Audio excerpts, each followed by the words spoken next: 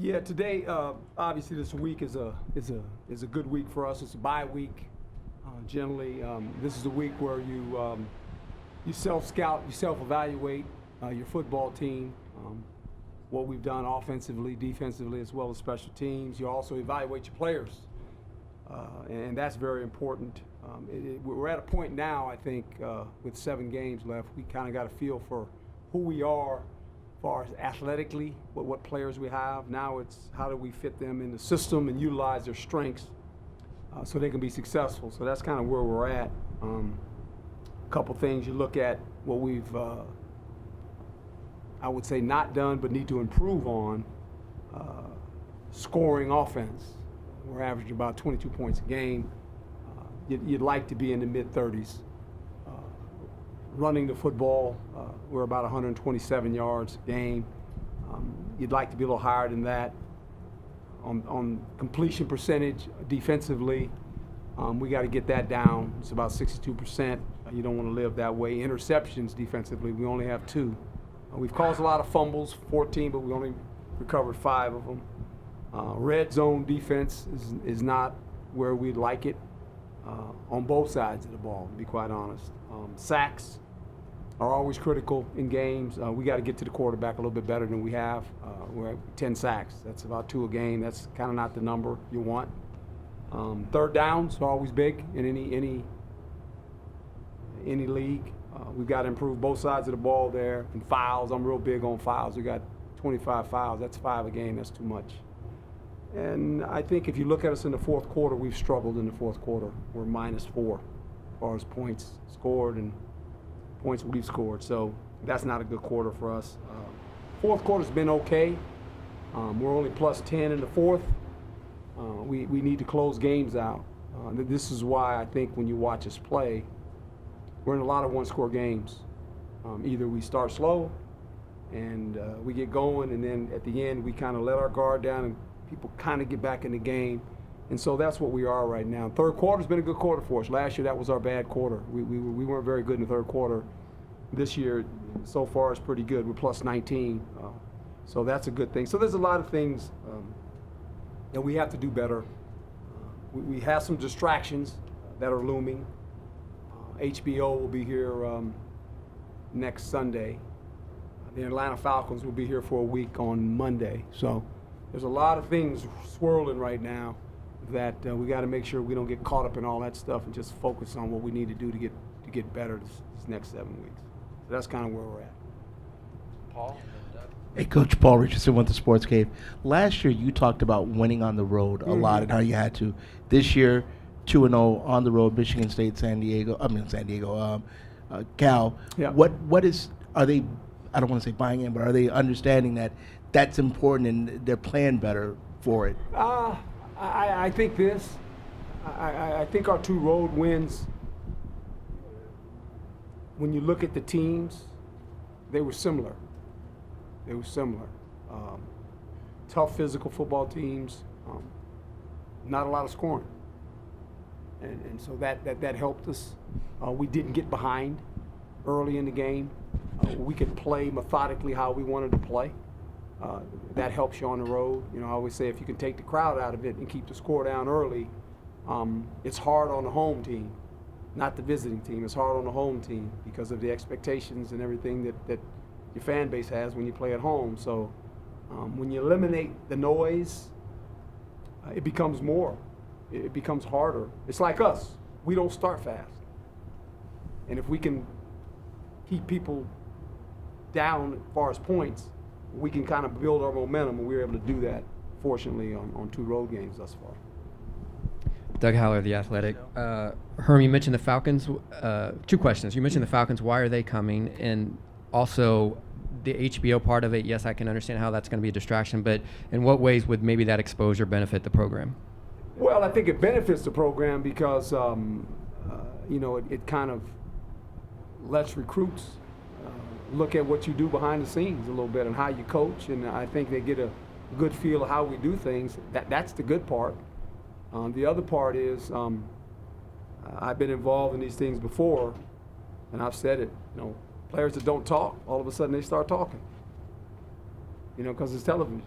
They want to see themselves on television. You know, all this. I mean, I've been with pro players that hadn't talked in 3 years, and when those guys showed up, all of a sudden they had dances and they were telling jokes, and I said, you haven't spoken in 3 years. Why do you talk now? So I just think to handle all that for our staff too. These guys have never been through that. Our staff. I mean, it's never happened here, to be quite honest. It hasn't happened hardly anywhere in college football. This is new. Pro football has happened. I've dealt with it. But it's something you can't get involved in all that stuff, you know. Atlanta's coming. They play, obviously, the Cardinals. So they're coming, and they're going to stay a week here and then play on Sunday. I know a lot of the folks there, and obviously Ray worked for them as well. But it'll be fun to see some of those guys, visit with them. And I told the players, hey, they're going to practice in the bubble. If you have any aspirations, go over there and watch how they practice. Watch how fast they do things. You know, and there's not that many of them. There's only about 50 guys. You travel for 50 guys. So there's not many. They'll see that too. But I think all those things help you as far as recruiting. Those are all things that you can use in the proper way, and I think it helps us. Michelle Gardner, Arizona Republic.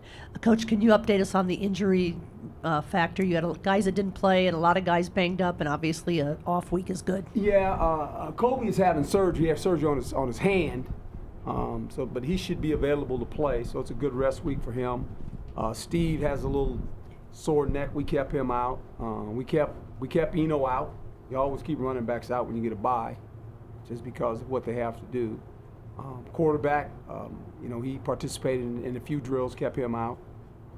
Tyler Wiley is still, Tyler Johnson is still coming off the hamstring, so we kind of babied him a little bit. I want to say that's probably it for most of our guys. There's some sore guys, and we're limited in certain reps with certain players, I think, which is what you always do on a week like this. No pads. I mean, the offensive linemen had pads early because they needed to do some things individually in their individual groups. We spent 20 minutes for individual just to get ourselves better. I think this is a week where you get better with the players, techniques and fundamentals. That's real important to me, going back to the basics. Don't lose sight of that.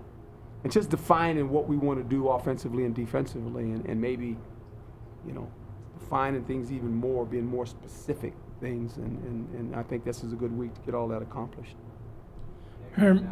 Nick King from 3TV, CBS 5. We're like 5 weeks into the season. You just won this National Coach Award for the second time. How do you react to that?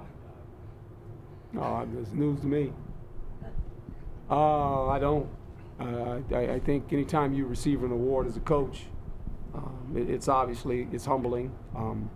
But for the most part, it's an award shared by your whole staff. That's a staff award. It has nothing to do with me. It really doesn't. I don't know anything about it. It's the first time.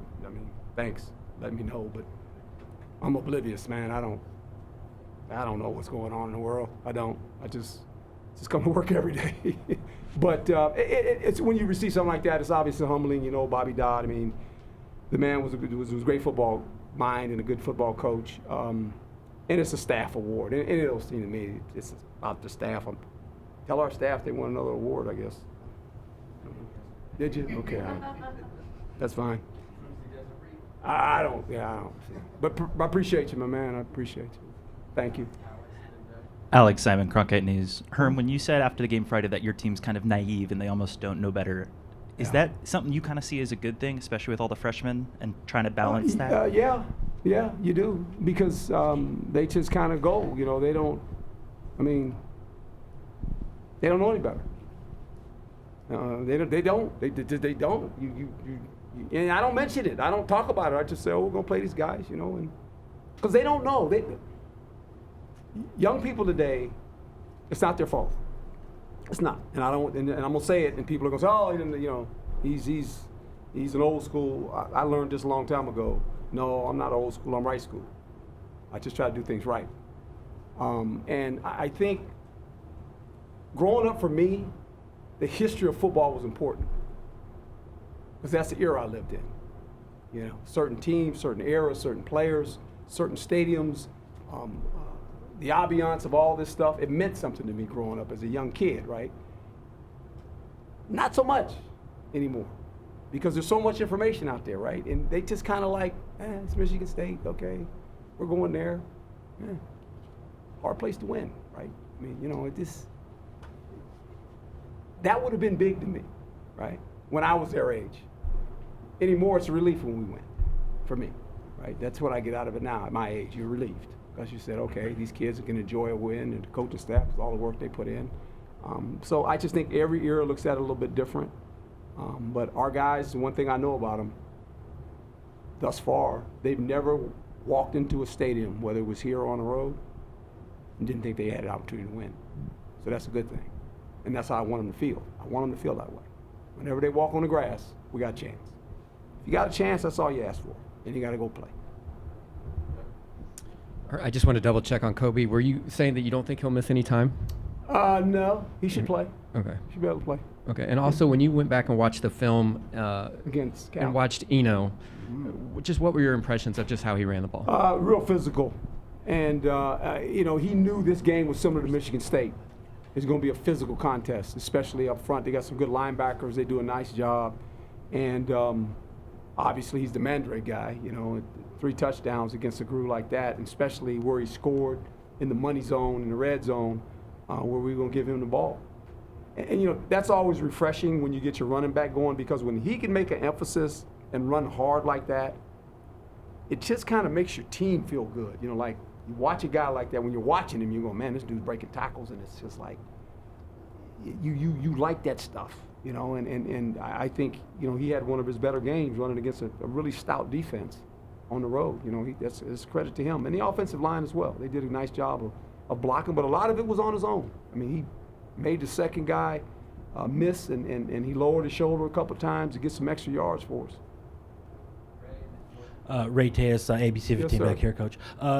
Just the amount of freshmen that you've played this year, how have they developed, and are they coming along the way you have been hoping that they would have through these 5 games? They are, but every game's a new experience because they've never played these teams. So it's always new to them, you know, and I learn more about them every time we play, individually. Collectively, I got a pretty good eye, but individually, I think that's more important for me, is to know your players individually, how they function. So when the game is going, I can have some words of encouragement, because every guy needs to be encouraged a little bit different, right? And that's, I'm real big on that. I'm real big on hope on that. No matter how bad that one play went, we can get it fixed, and you got to go to this next play now. And so I think how you touch players when the game is being played, that's something I learned from coaches that I played for on the sideline. And it might be a 10-second conversation, but words matter. Words are powerful during the course of the game, because players hear that, and what makes them go, what makes them think, oh, okay, coach is good, and he just told me this, and I'm all right, right? And so it's kind of like, the more I find out about it, the more they play, the better coach I can be for them. Jordan K., Devil's Digest. You've talked a lot about having your quarterbacks be able to play the entire year, and it seems like when Jaden runs, he's very smart about knowing when to slide or knowing when to get out of bounds. How much have you talked to him about that and about being a smart runner when he does take off? That was our first conversation. But I think Jaden knows his skill level. He's been this size all through high school. Now, the players he's playing against now are much bigger, they're much faster, but he has a sense of where it's at, you know, of what's about to happen. He understands, in the conversation I have with every quarterback since I've been a coach, know when the journey's over. Just know when it's over, because I don't ever want to have to do what I had to do for the Cal kid, man. You know, he's laying right in front of me, and I knew he was hurt. You could see when he fell, I said, he's hurt. You know, and you know, I've lost enough quarterbacks in my lifetime, and it's never fun, man. It's not fun. I mean, there's a reason the starter's a starter. He's the best guy, and not that the second guy can't play, but you become entirely different, you know, when that guy has to play. So I just think going forward, he knows that, and he can hear me screaming too. I mean, I don't raise my voice a whole lot until he leaves the pocket. And then I'm coaching him. And he might not hear me, but I'm screaming as loud as I can scream. Get down. as fast as you can. And he knows it. He knows. And sometimes he comes over and he starts laughing at me. He said, Coach, I said, did you hear me? I heard you, Coach. I said, okay. Because I'm screaming. That's the only time I scream, is when he leaves the pocket. And I'm looking downfield, guys are coming at him, and I'm going, just get out of bounds, man. Just get out of bounds, you know. And sometimes when he's running toward me, I'm waving. Come on. Come on. Come on over here. You know, just be safe, man, because that's important. You know, quarterback's got to protect his throwing shoulder and his head. That's what they got to protect. That's the most important thing. Because if you can't play the next play, you can't help the team. You know, you just can't. And I tell them all, protect your throwing shoulder and protect your head, man. Because that's when you go down, the guys are flying, you know, and all of a sudden you get one that flies over and hits you and something, and then you're laying out on the turf. I'm like, you know, you can't play the next play. You got to be able to play the next play when you leave the pocket. That's what I tell all of them. So that's the journey they take. Herm, you're talking about some of these sideline conversations that you have to have with players. Yes. Not just in the game, but in general. How much do you see your role as head coach? How important is inspiration? How much of an inspirer do you need to be? Well, I think every player, you know, they need a pat. How you pat them, and I think that's why, you know, there's two type of leaders: the ones that lead with their seat, or the ones that lead with their feet. And I'm the feet guy. I'm always around. You know, I go everywhere. I'm in the training room. I'm in the weight room. I'm in the locker room during the course of a week. I'm everywhere, and I'm gathering information on players. And I've got some young ones now, so you gather some of it in the spring, but you really don't gather the true information till the game starts. And you find out a little bit about them, how they react to all this stuff, right?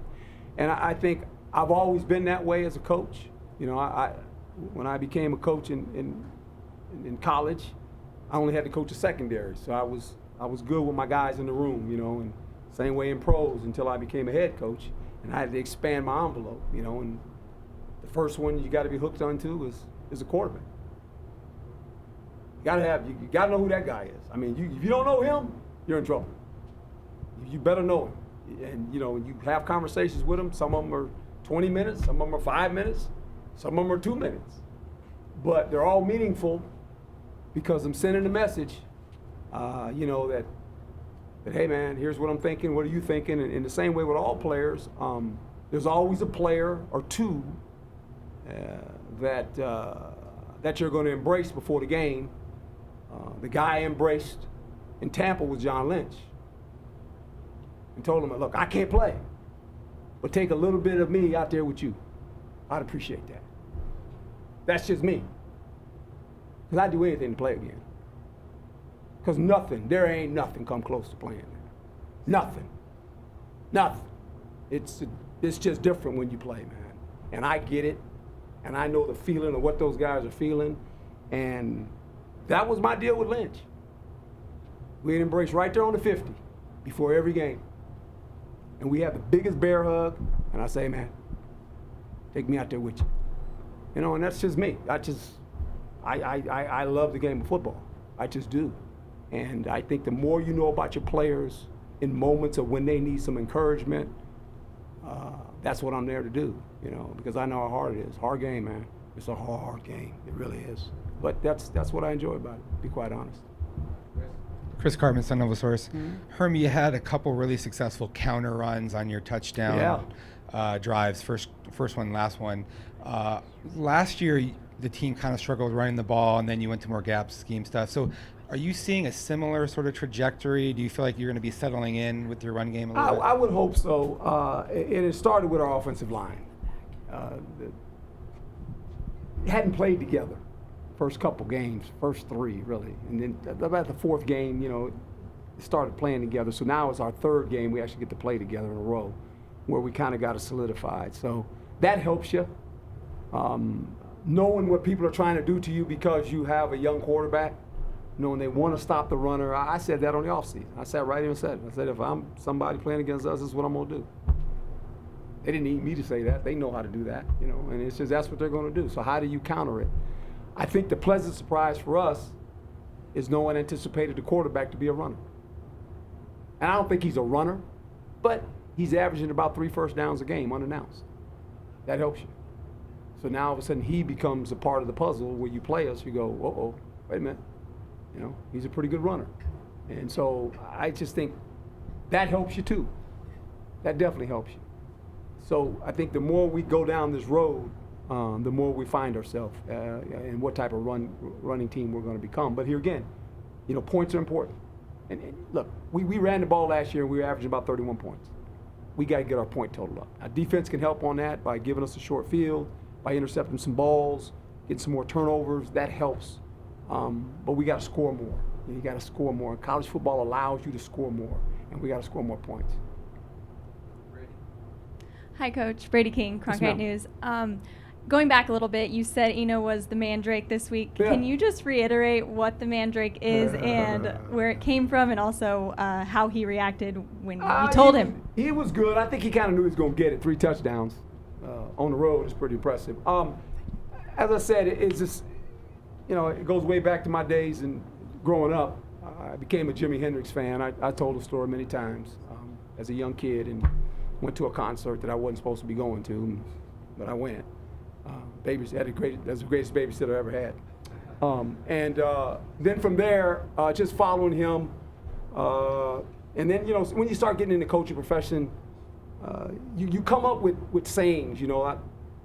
People say I have some Hermisms, and I don't even know what I say half the time. I really don't. I don't know where they come from. It's just I'm a thinker, and I just say stuff. And we were in practice one day when I was in Tampa with the Bucks. And I had the secondary, and I was talking to Lynch and those guys, and I said, and trying to do this, and I said, for you to do this and this, I said, you gotta, for some reason I saw a Jimi Hendrix cover, and it had Mandrake on it, right? I said, you gotta be Mandrake to do this. And they like, who is he? I said, well, he's this guy. I mean, he could do this, he could do that. He's this mystical guy made up in my brain, right? And so I just kind of kept it, just as a zinger, just to throw to the players. You gotta be Mandrake. And they always said, who's Mandrake? They would always ask me that. And then obviously you get to college football and you see all these things happening, like there's all these chains and stuff that other people do, and some people box on the sideline. I said, let's take it from the sideline and let's just make it an award that I could give to a player.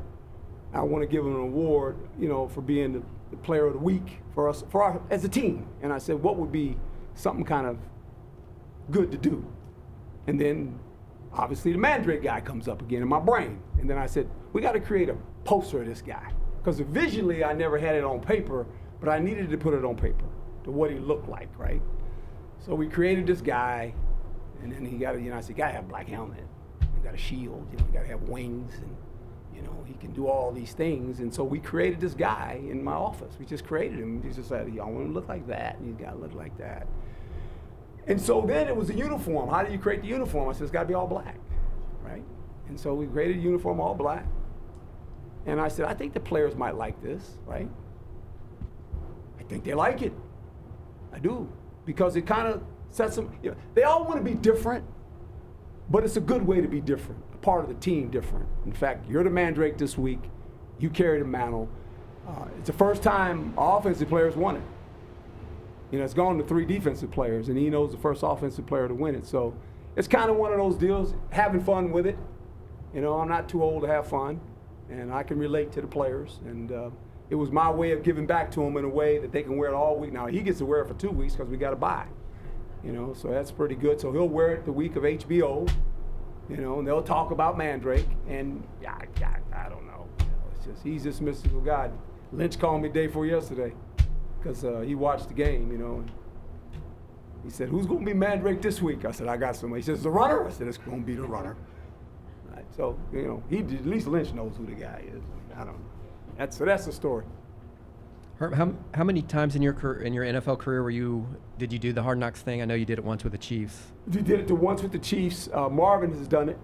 Okay. So we did it once with Kansas City. They tried to get me to do it in New York, and I said, it'd be a little bit much in New York City.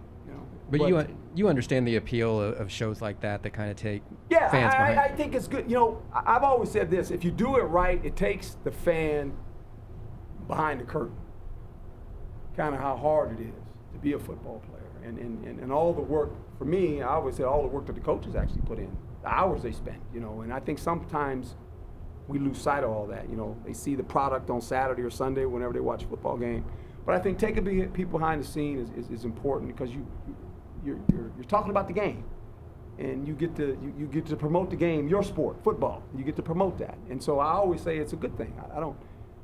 But after about 3 days of it, it becomes a little bit interesting for you, because in the rooms, when you walk in a room, this is what happened to us in Kansas City, is every room has an electric camera, it just comes on.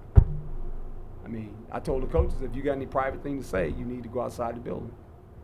If you're talking to your wife or something, you need to go outside, because and people are nice, they'll say, well, we don't get it, but they got it. They might not use it, but they got it, Keep your private matters private, that's what I always say. But I think it's a good way to take fans inside of what's done. It's unique in college, because college is a little bit different. You have so many players, right? You got 100 players, and it's kind of interesting how this will work. I think the players are excited, but you got to be careful, because anything you say is going to represent your program. And we got good kids, so I'm not worried about that. You guys know I let my players talk, so I don't worry about that part. But I just think the way we can present it, I think it's good for football. It's good for football. Yes, sir. Hey, Coach, Tyler Drake, 98.7 Arizona Sports. Last season, you entered the bye week under some different circumstances. What can you say about the differences from this year's team compared to last? Well, more veteran on offense. We had a veteran quarterback, had a number 1 pick as a wide receiver. This year, we not so much, right? Record at this time last year, after 5 games, we were 3-2. Now we're 4-1. Conference record was the same, 1-1. But the team is entirely different. It's an entirely different football team. I mean, it's just, you play 28, 29 redshirt freshmen or freshmen. That's a difference where these guys have played. So we do things a little bit different on offense, because we're trying to figure out what the quarterback is. I think we got an idea now, and so now we can get to more, this is what we're going to try to do, and this is what we're going to try to become, and that's what's good about the self-scout. It came at a good place for us, so we got to improve. We got a lot of work still ahead of us to do. That's where we're at there.